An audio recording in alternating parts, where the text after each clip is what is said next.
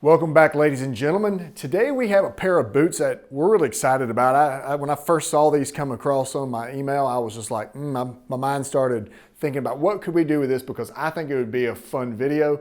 We're excited to get out and get started on these, and you're gonna see what we're gonna do with them. But before we do, Trent, tell us a little bit about these boots. Yeah, so these boots were sent to us by a gentleman overseas, and let me read. From Turkey originally, right? I think from Turkey. So let me read his story. We don't do this very often, as you guys know, but I thought the story was cool, and it gives some background on the boots. So it's very broken English, so I'll just go from there. I would like to tell you about my boots. I went to England in 1992 and stayed there for 1.5 years. I was an au pair and had little money. He was earning little money. But he enjoyed hiking, and he used to go on a lot of hiking tours. So he said, so I was very anxious to buy a real nice pair of boots. Anyway, I started to save some money to buy that pair of boots, and many weeks went by, so he went back to the shop to buy the boots. He said, but what happened was when he got to the store, the price of the boots had increased a little bit. He said, I started to cry like a child, but the seller of the boots at the store said, okay, take this pair, but don't forget, this is a very special model of boots.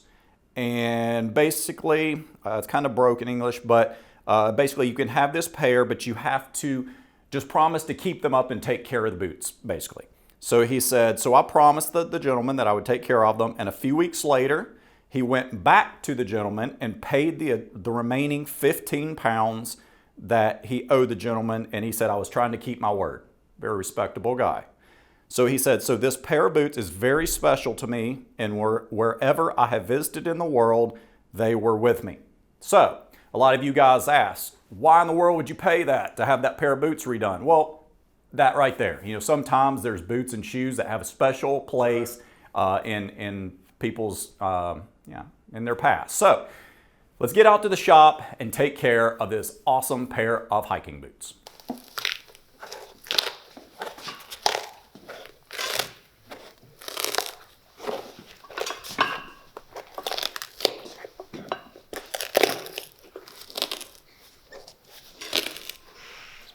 So these were molded. You can see where the line used to come up to, and they were redone. And the cobbler before put this kind of a crepe buildup and then put a rubber sole top.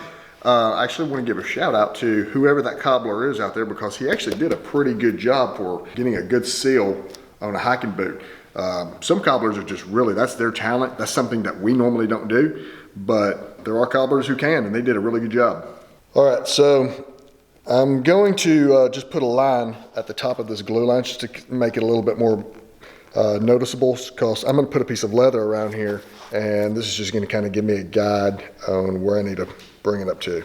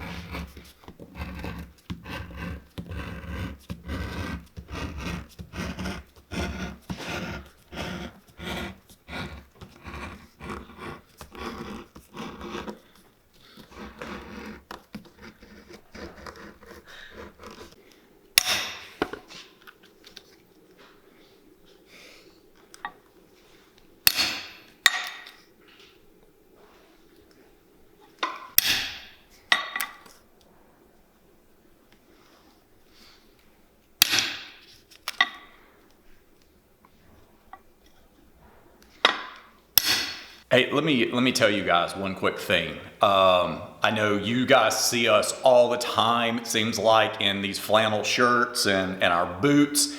And, when we're here at the shop, which is most of our life, I kind of miss being able to dress up. Believe it or not, I have a lot of nicer clothes, and especially my really nice dress shoes and dress boots, that I just don't get to wear very often. And the same goes for Heath. So, whenever we are able to get out on the weekends, or we go on road trips, or we go off on date nights with our wives or friends, it's definitely always nice to be able to dress up and wear those things that we don't get to as much anymore. But one of the things that Heath and I both have, that we've had for a couple of years now, and man, I love using this. I love traveling with it, and that is my leather overnight bag by Carl Friedrich, who happens to be today's video sponsor. Now, one of the great things about the Palacy Weekend bag is that it's made from premium Italian Vaquette leather. Now, you guys have heard me talk about Vaquette leather in the past. It's just one of those beautiful leathers that the more you wear it, the oils from your skin are going to get onto that leather, and it's just going to have a beautiful patina over time. So the more you use it, the more beautiful it gets. And one of the other things that I love about this Palacy bag is that it's handmade in Tuscany, Italy by a family-run leather goods factory. And also they have beautiful zippers that are smooth, easy to access, and withstand everyday use. And guys, like I just said, this bag is perfect for a weekend getaway. Not only does it have a large compartment that you can fit several outfits in, but it also has a lot of small pockets inside and out that help keep up with items and make them within easy reach. Guys, you've heard us talk about Carl Friedrich a lot on this channel, and it's because I just absolutely love their products. I am a shoe guy, I'm a leather guy, and I just love companies that are making beautiful, high quality leather goods that are elegant, yet have a modern flair and very functional. And that's what Carl Friedrich is doing with all of their leather goods. One of the other things that I love about Carl Friedrich is that all of their products are long lasting, they're durable, and they are backed by a lifetime warranty. And also, if you buy any of their products, it comes with a 100-day trial. So if you get the product and it's not exactly what you're wanting, you can return it with a full refund. Man, you can't beat that at all. Guys, I'm gonna put a link to the Palacy bag down in the description box. Also, it will be a pinned comment down below. Definitely check out Carl Friedrich, definitely check out their Palacy bag. I'm telling you, Heath and I absolutely love both of ours.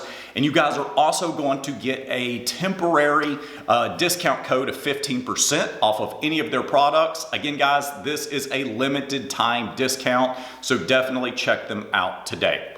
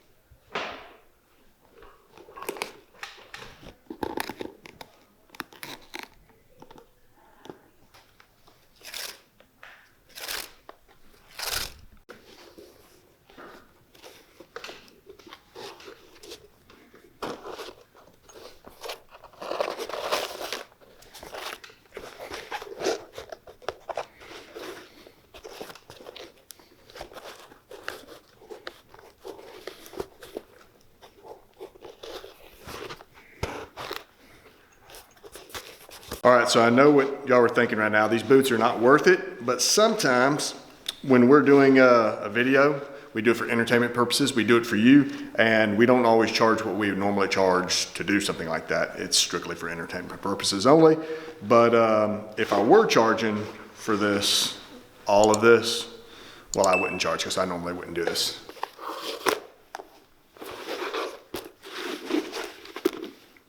All right, so I can kind of sense some of your comments about, hey, isn't that going through the upper and is it gonna make it waterproof? Well, look at the boots. They've got cracks, plenty of places where water can get in, But the reason why we're doing this is to just try to salvage them, and it'll also make the construction a lot more sturdy. But those holes can be filled in with wax. I mean, a lot of times hiking boots or any sort of crack are filled in with wax, and that does an excellent job of making them waterproof.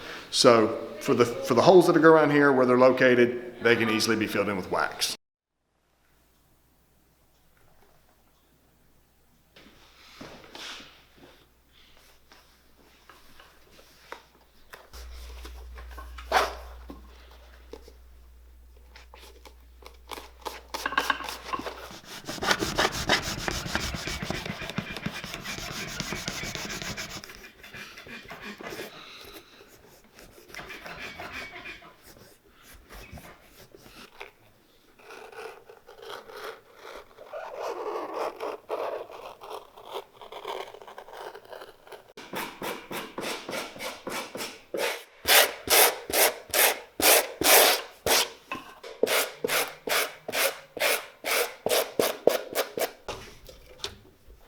It is not going to be so platypus shaped.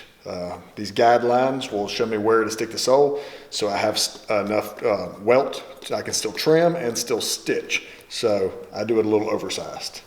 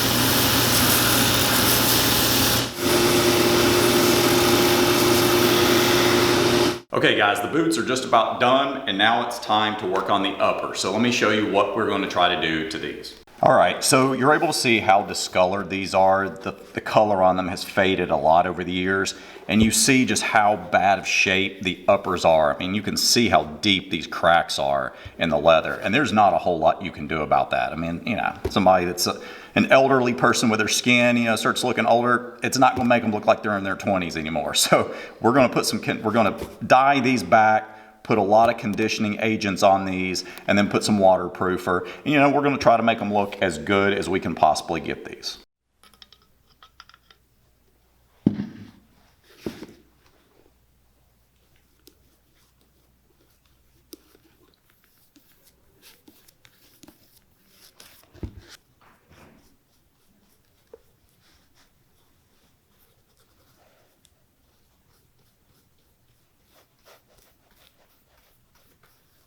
Okay, the boots have been re-dyed, mixed in some medium brown as well, just to, you know, give it a little two-tone effect. And now that that's dried, we're going to put two different products on there. I'm going to put this Saphir Everest, which is a waterproofer, but it is vegetable oil based. And these boots are extremely dried out and need a lot of moisture, so that's why I'm using this. And then along the welt, I'm going to put the Snow Seal, and the Snow Seal is beeswax based. If you didn't see last week's video, I'll put it right here. Definitely check it out. It does an amazing job waterproofing, again, because it has beeswax. And since we did a little stitching on there, I want to fill in those stitch holes with the beeswax to make these a little more waterproof. So let's get to applying the products. All right, now the thing about both of these products is that they tend to melt into this leather a lot better when the leather is heated. So that's what we're going to do. We're going to go ahead and heat this leather up just a bit and then get both of those products put on there.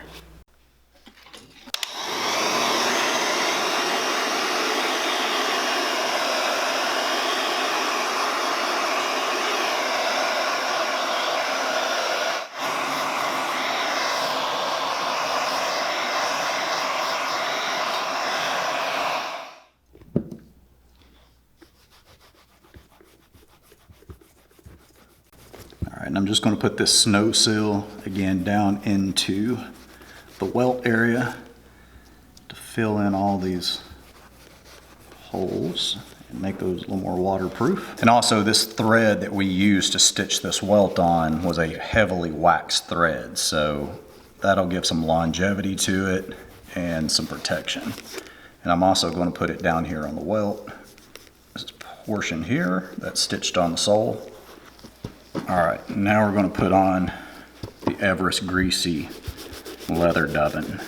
It's got a completely different texture to it than the snow sill, so you really have to put a lot on there. But again, guys, like I mentioned before, I mean, the uppers on these boots are not going to look brand new. I mean, these things are just about shot, you know, just because he's worn them so much, and I don't know how often he conditioned these, so you see how deep these cracks are, and there's no way of getting that back to normal. But we're going to try to get as much of this dubbin down into that as possible and rehydrate that leather while also waterproofing it.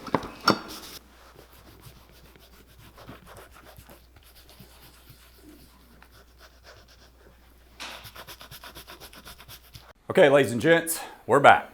And after all of that, we'll give you the skinny on what all we did, just a quick recap. But as we usually say, if you're interested in any of the products we used, if you're interested in any shoe trees, whatever it may be, to take care of your footwear, then please check us out at potterandsons.com. The link's right there, over there. And we also put the link that you can click on down in the description box. So definitely come check out Potter & Sons. Okay, Heath, what did we do? All right, so these were originally almost like a molded, constructed sole on them, and it got ripped off. The cobbler who did it before actually did a pretty good job of getting a good seal to redo the bottoms with like kind of a crepish buildup. But he did leave that glue line, and I don't know, that's always bothered me when I see shoes that it's gotten ripped off. So I wanted to get something to come back up, a wall or something to cover that up. So when I first saw it, I thought we'll get a strip of leather and we'll turn this thing into a welt slash kind of a, it'll be like one big storm welt in a way, kind of.